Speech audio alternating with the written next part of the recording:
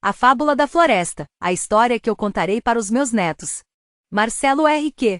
Assim que criou os animais, Deus colocou todos eles juntos numa floresta. Para não interferir na administração da floresta, Deus disse que eles, democraticamente, votassem em quem deveria administrar a floresta. Antes, quem administrava a floresta eram os corvos, porém, cansadas de tantos desmandos, as onças se rebelaram e durante 20 anos foram elas que tomaram conta da floresta e de todos os animais com garras de aço. Terminados esses 20 anos, as onças, exaustas de tantas críticas, entregaram para quem quisesse governar. Inicialmente seria uma raposa velha, mas por um problema de saúde, a raposa velha morreu e o chacal assumiu seu lugar. Depois disso vieram outros animais como a hiena, que dizia que iria caçar os animais marajás, etc.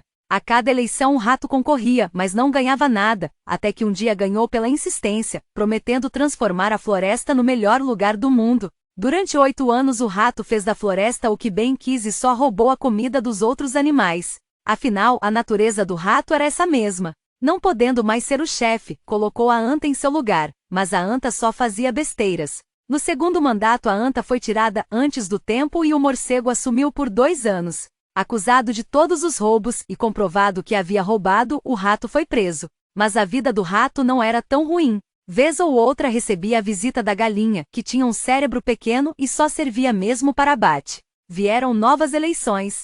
Os animais cansados de tantos anos de roubalheira votaram no leão, que ganhou de lavada. Assumiu a floresta para descontentamento dos jumentos, burros, mulas, pacas e hienas que ainda apoiavam cegamente o rato, mesmo sabendo que ele havia roubado. É que o rato, durante a sua gestão, dava caroços para esses animais, enquanto os frutos mesmo iam para os seus amiguinhos ratos também. O leão começou a mudar a floresta. A comida não desaparecia, muitas modificações foram feitas e a floresta avançava. Mas isso causou descontentamento nos outros ratos, que então armaram uma armadilha contra o leão. Pediram a 9 abutres que dessem um jeito de inocentar o rato, e assim eles fizeram. O rato saiu da gaiola se dizendo o animal mais santo da floresta. Os jumentos, os burros, as mulas, as pacas e os veados fizeram uma grande festa. Enquanto o leão governava, os abutres faziam de tudo para atrapalhá-lo. Interferiam em cada decisão, mas para isso usavam um veado que a toda hora entrava com algum pedido absurdo. O leão não queria ferir as leis da floresta, mas algumas decisões foram tomadas para impedir o avanço dos ratos, e o leão consultou as onças, os patos e os pássaros sobre a possibilidade de intervir, mas infelizmente as onças já não eram mais as mesmas de antes.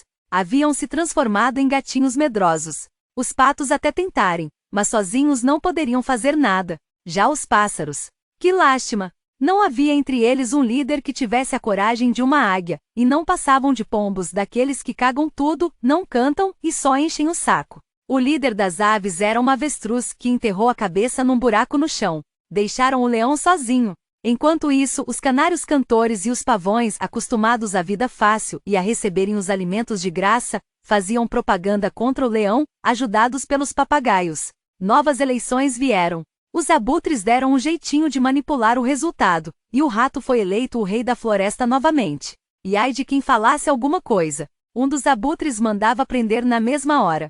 Instalou-se uma ditadura na floresta para a tristeza e indignação da maioria da fauna, com exceção dos burros, antas, mulas, piranhas, ratos, papagaios, corvos, serpentes, abutres e pacas. O leão triste foi para uma floresta distante. Enquanto isso, o rato voltou a roubar como nunca. Colocou todos os animais que haviam colaborado com ele na sua administração, e esses eram os que mais faziam besteiras.